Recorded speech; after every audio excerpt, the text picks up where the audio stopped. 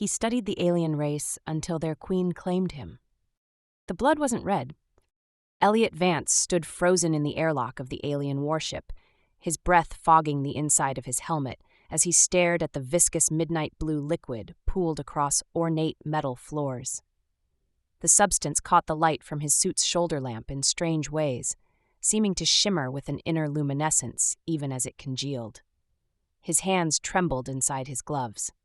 Nothing in 6 years of academic xenolinguistics had prepared him for the reality of death written in a language he couldn't speak. "Vance, status," Commander Wolf's voice crackled through the comm, steady and clinical.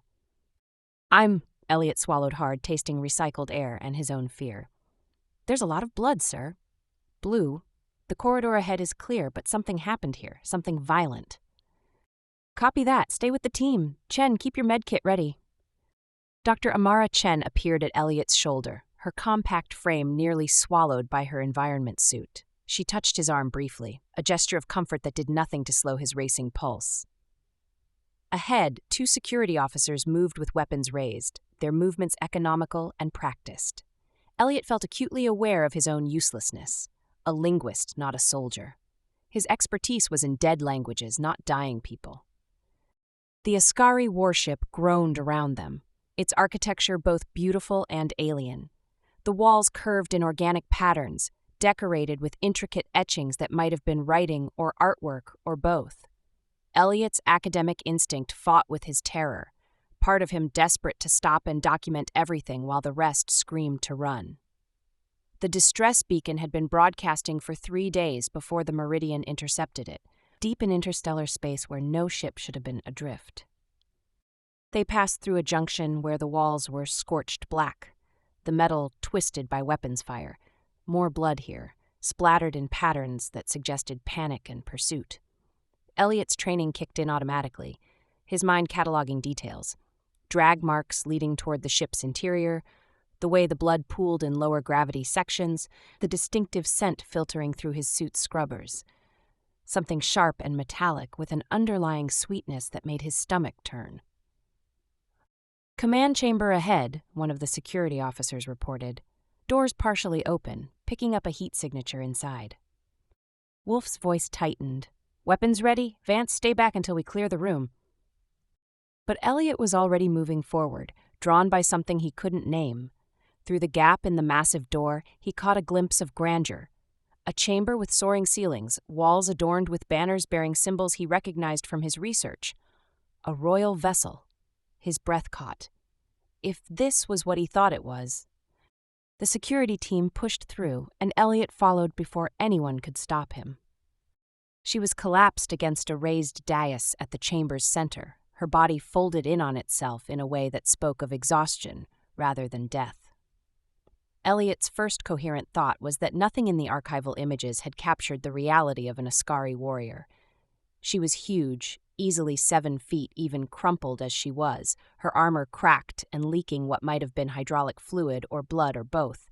The armor itself was a work of brutal artistry, black metal formed into organic curves and sharp edges that made her look like she'd been carved from midnight and violence. But it was her face that stopped Elliot's heart. She lifted her head as they entered, and Elliot found himself staring into eyes that glowed yellow-green in the dim light, slit pupils contracting as they fixed on him with predatory intensity. Her skin was a vivid cobalt blue, smooth and luminous despite the blood, her own blood, matting the cascade of crimson hair that fell past her shoulders. High cheekbones, a strong jaw, lips pulled back slightly to reveal sharp teeth. A single curved horn rose from the left side of her forehead, deep blue with an almost metallic sheen. She was the most beautiful and terrifying thing Elliot had ever seen. "Hostile?" one of the security officers asked, weapon trained on her. The Ascari's gaze never left Elliot's face. Her lips moved, and a sound emerged that was melodic and guttural at once, syllables that resonated in his chest even through the suit's insulation. Theskar. Elliot's mind stuttered, racing through vocabulary files he'd memorized but never expected to use. The word was archaic, from texts 3 centuries old. Bonded consort, protected companion. His mouth went dry. "What did she say?" Wolf demanded. I think she's..." Elliot took a step forward, ignoring the sharp warning from security. The Ascari's eyes tracked him with absolute focus, her pointed ears twitching forward. She said, "Theskar, it's a formal bonding term. I don't." The Ascari spoke again, her voice rougher this time, blood on her lips. "Theskar." She lifted one hand, the movement clearly costing her. 4 fingers, each tipped with retracted claws. She reached toward Elliot, palm open. "Vance, do not," Wolf started. But Elliot was already moving, closing the distance between them with a certainty that defied every ounce of common sense he possessed. He dropped to one knee in front of her, close enough to feel the heat radiating from her body even through his suit. Up close, he could see the way her chest heaved with labored breaths, the multiple wounds bleeding through cracks in her armor, the exhaustion and pain etched into her alien features. She pressed her bloodied hand against his chest, right over his heart. The contact sent a shock through him that had nothing to do with temperature. Where her palm touched, even through the environment suit's layers, Elliot felt warmth spread like liquid fire. He watched, mesmerized, as patterns flickered to life beneath her blue skin, luminescent lines that traced up her arm in intricate designs that pulsed in time with his own heartbeat. "What the hell is happening?" Chen breathed. The Ascari's yellow-green eyes held his, and Elliot saw something in them he hadn't expected: desperation. Not the desperation of someone facing death, but of someone facing absolute solitude. Her hand trembled against his chest, claws extending slightly as if to anchor herself to something solid. She spoke again, this time in fractured, heavily accented English that made his brain short-circuit. "You understand weight of this?" Elliot's voice came out as a whisper. "No, but I'm willing to learn." Something shifted in her expression, surprise maybe, or the beginning of relief. Her crimson hair caught the light as she tilted her head, the gesture distinctly non-human, but somehow intimate. The luminescent patterns beneath her skin pulsed once more, then faded, leaving only the memory of warmth. "Sovereign Kelith," she said, the words thick with exhaustion. "7th brood they killed," her eyes closed briefly, pain flickering across her features. "All of them, all dead." "We need to get her to medical," Chen said, already moving forward with her scanner. "She's lost a lot of blood. Those wounds." Keyleth's eyes snapped open, fixing on Elliot again with renewed intensity. "You are mine now, I am yours, Theskar." Her hand remained pressed against his chest, her touch surprisingly gentle despite the claws. No choice left for either. Elliot felt the weight of those words settle over him like a physical thing, binding and inescapable. He should have been terrified. He should have pulled away, let the professionals handle this, gone back to his safe linguistics lab where the only danger was paper cuts from ancient texts. Instead, he placed his gloved hand carefully over hers. "Then I guess we figure this out together," he said. Kelith's lips curved into something that might have been a smile if not for the blood staining her teeth. Then her eyes rolled back, and she collapsed forward into Elliot's arms, her weight nearly crushing him, even as he instinctively tried to catch her fall. Her skin burned against him, feverish and alien and undeniably alive, and as the security team rushed forward to help, Elliot realized with startling clarity that his safe, predictable life had just ended. He couldn't bring himself to regret it. Kelith woke 3 hours later and tried to kill Dr. Chen. Elliot lunged forward as Kelith's hand locked around Chen's throat, her yellow-green eyes wild. "Kelith, stop! You're safe! These people helped you!" Recognition flickered across Kelith's face. She released Chen immediately, her whole body trembling.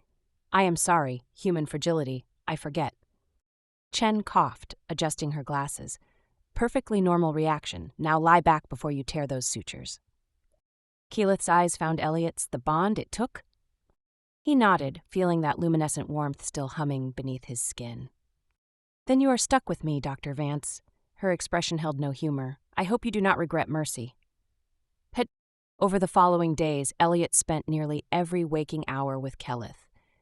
Commander Wolf claimed someone needed to monitor the Ascari's recovery and establish communication protocols, but Elliot suspected Wolf wanted to know what kind of threat they'd brought aboard. Kelith absorbed English with frightening speed, her accent smoothing as she learned human phonemes. In return, she taught Elliot Ascari structure, how vowels carried emotional weight and consonants denoted hierarchy. "You speak like scholar," Keyleth observed, her pointed ears twitching. "All precision, no feeling. Askari language requires both mind and gut." "My gut doesn't have much to say about ancient verb conjugations," Elliot replied, pushing his hair back in frustration. Keyleth leaned forward, her crimson hair falling over one shoulder. She touched his wrist with careful fingers. "Try again. Remember what you felt when you said you would learn, that certainty. Put that in the words." He did, and this time the phrase resonated differently, making Keyleth's eyes brighten. "Better," she said. Her hand remained on his wrist, 3 heartbeats longer than necessary. The crew's reaction to Keyleth was mixed. Lieutenant Cade asked eager questions about Askari technology. Chen treated her with professional compassion that earned wary respect. But others gave her wide berth, watching her fluid, lethal grace with the caution reserved for predators. Elliot understood. He felt it himself sometimes, watching her move through corridors in gleaming black armor. She was magnificent and dangerous in equal measure. But he also saw when her guard dropped, how she slept in brief intervals, always alert, hand near her weapon, the way she flinched when doors opened suddenly. The care with which she ran claws through her crimson hair when she thought no one watched, the gesture soothing and private. One evening, Elliot found her in the observation deck, staring at stars. She'd removed her armor, wearing only the form-fitting black underlayer that revealed powerful shoulders, narrow waist, long legs built for speed. "You do not have to check on me every hour," she said without turning. "I wanted to," he moved beside her. "Does it bother you?" "No, it is unfamiliar, comfort without obligation." "Is that what the bond is to you, obligation?" Keyleth was silent. "I do not know what it is yet. When I reached for you, I acted on instinct. Theskar is ancient, from succession wars. It has not been invoked in generations." Her hand rose to touch her horn. "I was dying, alone, surrounded by blood of those who served me. And I saw you, human, small, afraid, and something in me knew you would not abandon me." "Maybe you're a better judge of character than you think." She turned, and Elliot's breath caught at the intensity in her yellow-green eyes. "Or maybe the bond chose for us. Chen says our nervous systems are linked, that I can feel echoes of your emotions if I focus, and you mine." "Does that frighten you?" "Yes, Askari are taught that emotional transparency is weakness, that to lead is to be above vulnerability. But you," she reached out, fingers hovering near his face before pulling back, "you show everything you feel. Fear, curiosity, compassion, and you are not weak." "I feel weak most of the time, especially surrounded by soldiers and scientists who know what they're doing." "You stayed when I woke confused and violent. You speak to me as equal. You defend me to your crew, even when it costs you their comfort." Her voice dropped. "That is not weakness, Elliot Vance." Hearing his given name shaped by her accent sent warmth racing up his spine. Before he could respond, the ship's alarms shrieked. "All hands, combat stations, 3 Askari patrol craft demanding we surrender the traitor queen." Keyleth's body went rigid. "Virex found me." The battle was brief and brutal. The Meridian wasn't designed for combat, but Wolf's tactics and Keyleth's knowledge of Askari patterns kept them alive. When one patrol craft breached their hull, Keyleth tore through the boarding party with controlled savagery, her crimson hair streaming, her roar echoing through corridors. After, Elliot found her in the observation deck, staring at her hands. Blue blood, not hers, stained her claws. "I tried not to kill them. They are my people, but Virex sent them to end me." Elliot sat beside her, hands shaking with adrenaline. "You did what you had to." "Did I?" Her expression was raw. "I have never doubted my ability to fight, only my ability to lead without becoming the monster my enemies claim. Virex says I am too young, too impulsive, too tainted by this." She touched her crimson hair with bitterness. "And that I would corrupt Askari bloodlines with my weakness. Today I proved her right." "No." Elliot reached for her hand, fingers avoiding claws. "You protected this ship. You protected me. That's not corruption. It's courage." Keyleth's claws retracted. She turned her hand over in his, studying the contrast. His pale and soft, hers blue and warm. "Leadership is not about being strongest. It is about making others want to follow. You told me this." then why do I feel like failure? Because you care, because those were your people, and you wish there was another way. That's what makes you different from Virex. Her fingers tightened around his and they sat in silence, the bond humming between them like a second heartbeat. Cade's voice crackled through the comm. "Dr. Vance, you're needed on the bridge. We've intercepted a transmission." Cade had broken the encryption in minutes. Virex had placed a bounty on Killith's life, substantial enough to tempt any mercenary in 3 systems. Worse, she'd convinced the Ascari High Council that Killith bonded a human to destabilize the throne, to corrupt Ascari bloodlines by elevating an alien to royal status. "They believe I chose you to make political statement," Keyleth said flatly, "that I would use our bond to force change on Ascari culture." "Did you?" Wolf asked, eyes sharp. "No, I chose him because I was dying and alone, because something in me recognized safety in his eyes." She stopped, hand rising to her horn. "Because I do not know. The bond chooses truth we cannot speak." Every eye on the bridge turned to Elliot. Chen looked concerned, Cade fascinated, Wolf calculating. Kellith looked like someone bracing for abandonment. "The bond was meant to protect you," Elliot said quietly. "Instead, I made you a target." "No, Virex made me target long before you. The crimson hair, the royal blood. She would have found excuse regardless." But her eyes held shadows, and when she turned away, Elliot felt the distance like physical ache. The bond hummed with emotions he couldn't name: guilt, fear, and beneath it all, something fierce and protective that terrified him with its intensity. 6 days before reaching Ascari space, 6 days to survive what was coming, or 6 days to say goodbye. Elliot knew which one he'd choose. He just hoped Keyleth would make the same choice. The debate in Wolf's ready room lasted 2 hours. Elliot sat with hands clenched, listening to his crewmates discuss Kellith's fate like cargo. "We hand her over to neutral Ascari authorities," Wolf said. "Only way to avoid an interspecies incident." "That's a death sentence. Virex controls the narrative." Elliot's voice was sharp. "Any neutral authority executes her on sight." "Not our problem," Cade said uncomfortably. "We're scientists, not soldiers." Chen leaned forward. "Actually, we have a bigger problem. The bond's biochemistry.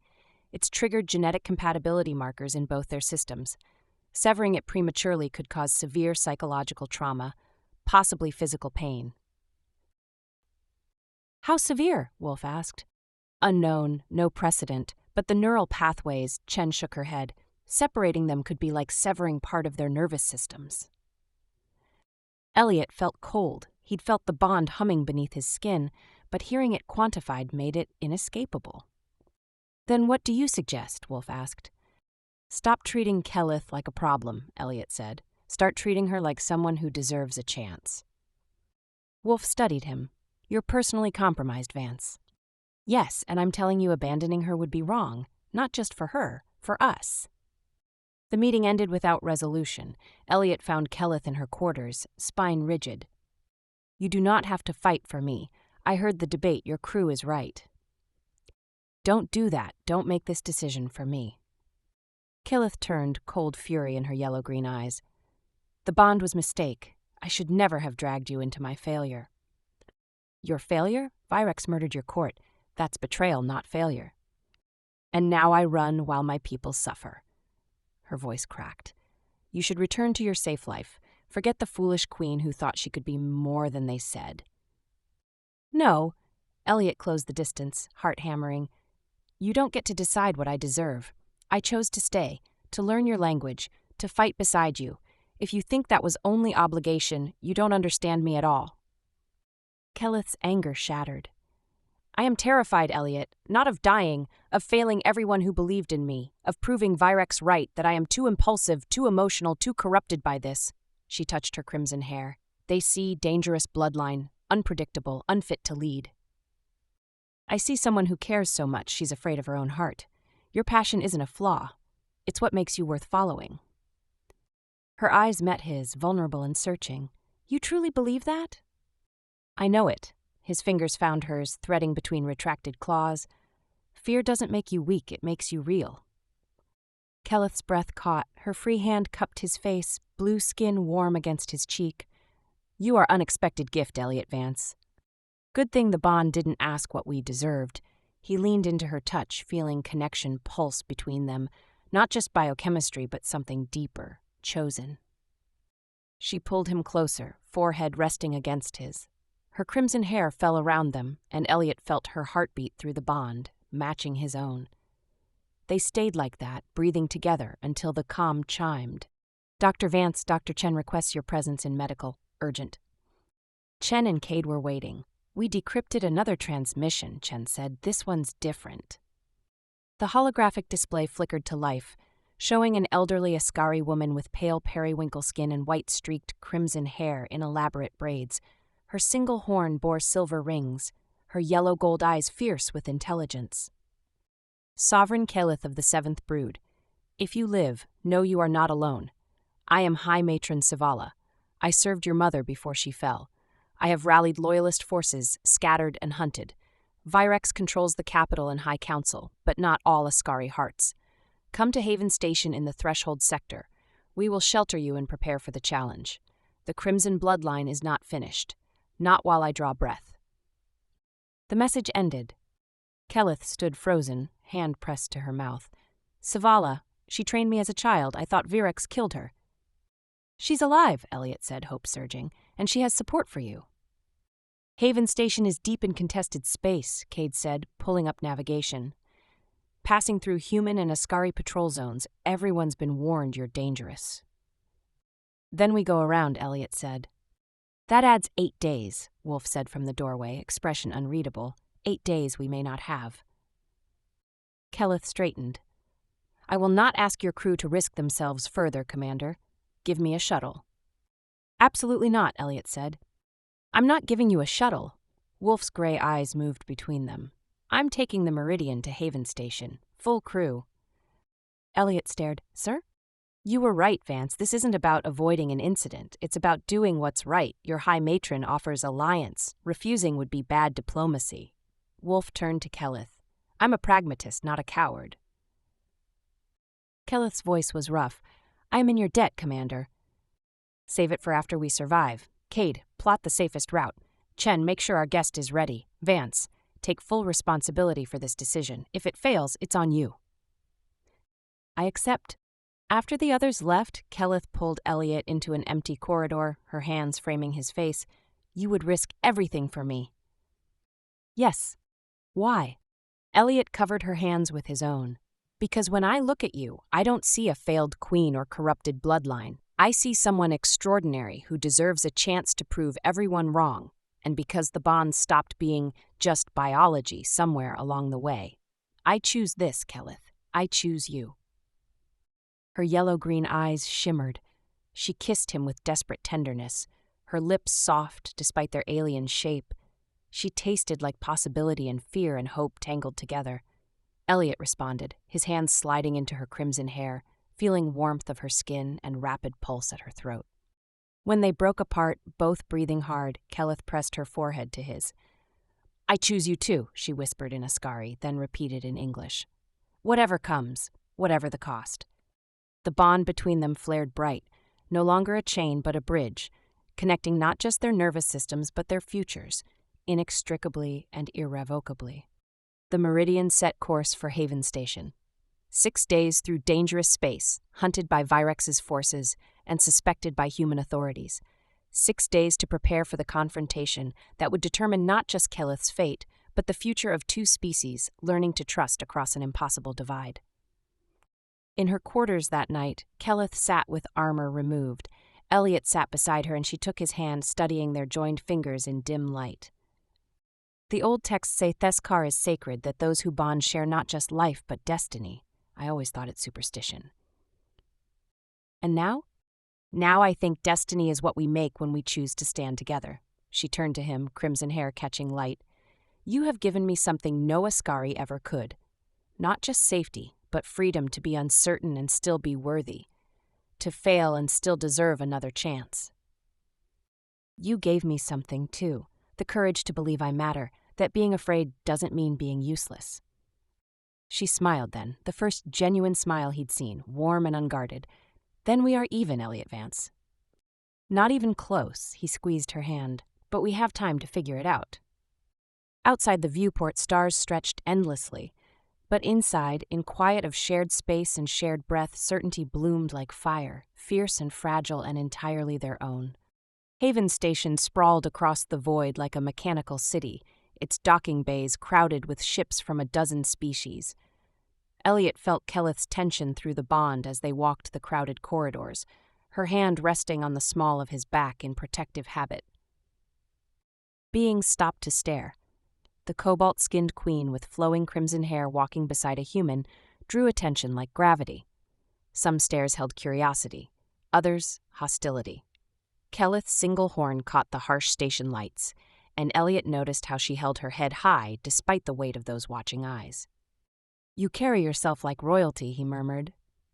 "I learned young that perception shapes reality. If I show doubt, they see weakness." Her fingers tightened briefly against his spine. "But with you here, I do not have to pretend as much." They found High Matron Savala in a secured chamber deep in the station's protected sectors. The elderly Ascari rose as they entered, her pale periwinkle skin lined with age, her white-streaked crimson hair arranged in elaborate braids. Her yellow-gold eyes studied them both with sharp intelligence. "Sovereign Kelleth." Savala's voice carried warmth beneath formality, "and the human Theskar who has caused such commotion." Kelleth straightened. "High Matron Savala, I thought you lost with the others." "Virex underestimated me. She always valued strength over cunning." Savala moved closer, her gaze fixed on Elliot. "Tell me, human, why did my sovereign choose you?" "I don't fully know," Elliot admitted. "She says it was instinct, survival. And yet you stayed. You fight for her. You risk your life and reputation." Savala tilted her head. "That is more than instinct, Dr. Vance." "Yes, it is." Savala's expression softened. She reached out to touch Kelleth's crimson hair with unexpected gentleness. "Your mother had this same fire, this same refusal to be what others expected. The council feared her too, yet she ruled better than any sovereign in 3 generations. Her gaze sharpened. "Virex believes the crimson bloodline makes you unfit. I say it makes you necessary." Kelleth's voice roughened. "Then help me take back what is mine. I have gathered loyalist support enough to challenge Virex's legitimacy, but the final confrontation must take place in the Hall of Ascendants, single combat before the council."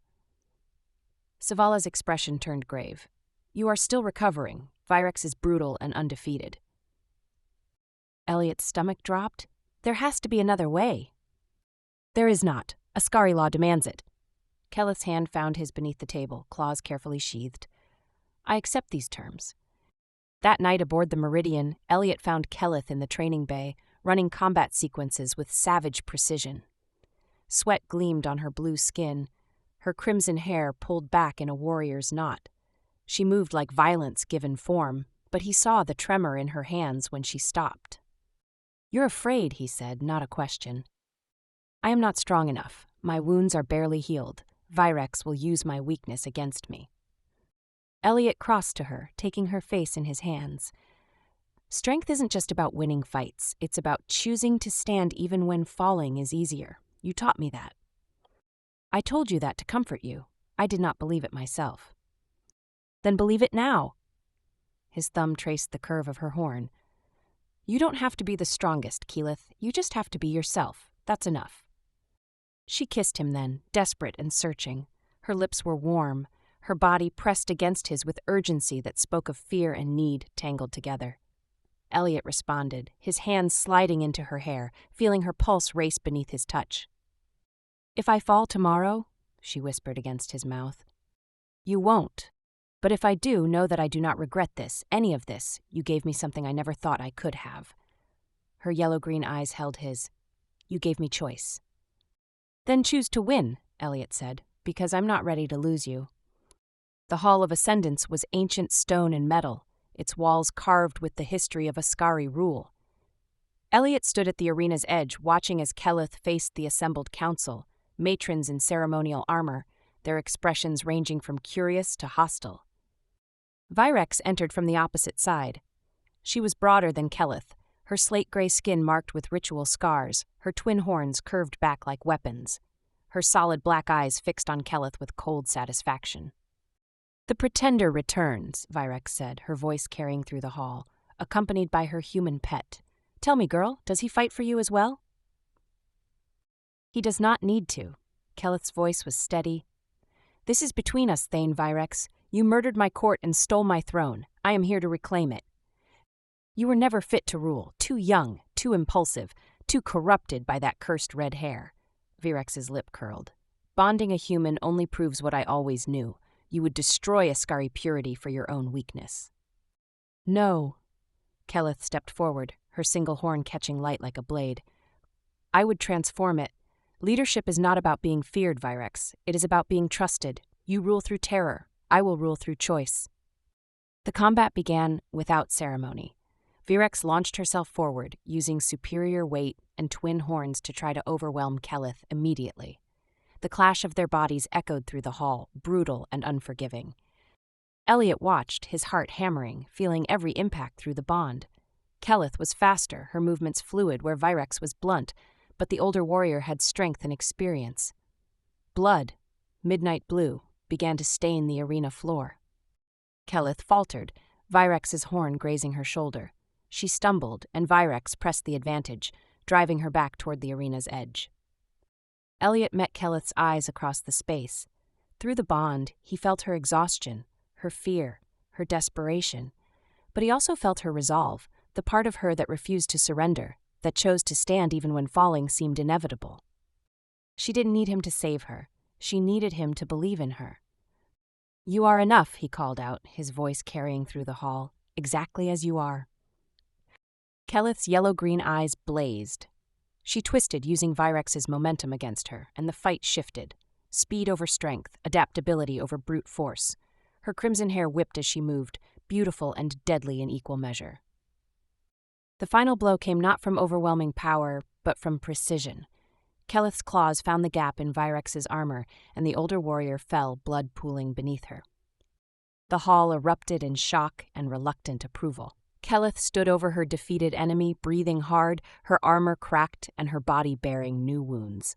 But when she lifted her head, she looked every inch the sovereign. "I claim the throne by right of combat," she announced, her voice ringing through the hall, "and I claim the right to choose my own path forward." Savala stepped forward, her voice carrying authority. "Sovereign Keleth of the Seventh Brood, descended from the Crimson bloodline, you have proven your strength through combat and your wisdom through choice. The Council recognizes your claim." Not all the matrons looked pleased, but none challenged. Keleth had won through skill and determination, and that was the language they understood. In the aftermath, Keleth stood before the Council with Elliot at her side. Conservative matrons questioned whether a queen bonded to a human could truly lead, their skepticism palpable. Keleth met their doubt with steady resolve. "Change is what the Ascari need if we want to survive, not stagnation. I will not hide my Theskar in shadows or pretend he is anything less than my chosen partner." Her hand found Elliot's beneath the table, fingers intertwining. "His counsel, his strength, his perspective, these are assets, not weaknesses. Judge me on my leadership, not on who I choose to stand beside." Savala's endorsement carried weight, and Keleth's victory silenced most dissent. The path forward would be complicated, navigating expectations of two species and prejudices of both.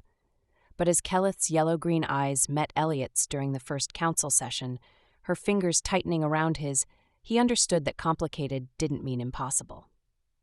Later, in her reclaimed quarters, Keleth stood before the window overlooking Ascari space. Elliot moved beside her and she took his hand, studying their joined fingers.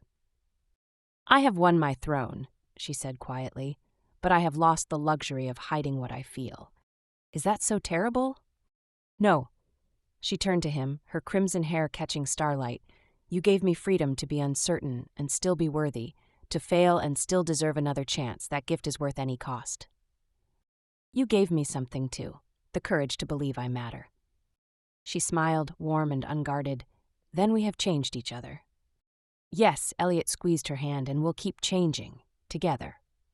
Outside the window, Ascari space stretched vast and beautiful.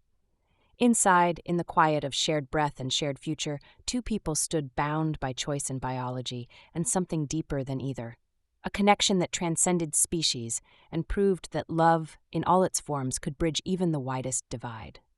Kelith, sovereign of the seventh brood, had reclaimed her throne, but more importantly, she had claimed her right to define what power and partnership could mean. And Elliot Vance, xenolinguist and Theskar, had found his place not despite his differences, but because of them. The future was uncertain, but it was theirs to shape, together.